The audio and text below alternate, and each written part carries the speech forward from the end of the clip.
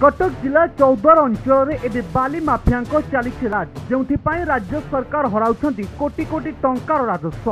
एभली घटना देखा मिली कटक जिला टांगी थाना अंतर्गत मंगुली छक निकट में। बाली माफिया माने मंगुली छकर विभिन्न स्थान में बाली जमा करी राज्य तथा राज्य बाहर को चोरा चालान करछंती। एही कारबार रे किछि सरकारी कर्मचारी सामिल थिबा जोगु बाली माफिया माने सक्रिय रहिसंती। अन्यपटे एने जगतपुर तहसिलदार और टांगी थाना अधिकारी को ए बाबद में पचारिबारु कैमेरा सामने मुह खोलिबा को मना कर देछंती। तेबे एठी प्रश्न उठुची राज्य सरकार कोटी कोटी टंकार राजस्व हराउथिबा बेले विभागीय अधिकारी माने नीरव दशा कोन पई छाडिसंती। तुरंत एहार उपयुक्त तदंत करा जाई एही चोरा बाली चालन को बंद करा जाऊ, नचेत आगामी दिन में अंचलवासी राजरास्ता ओह्लाइबे बोली चेतावनी दैछंती।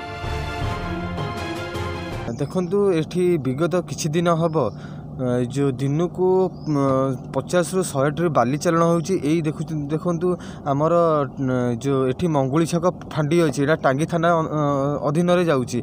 जो फांडी टू 200 मीटर दूर रे यही 4-5टी बाली डिपो अच्छी जो बाली चालन होची।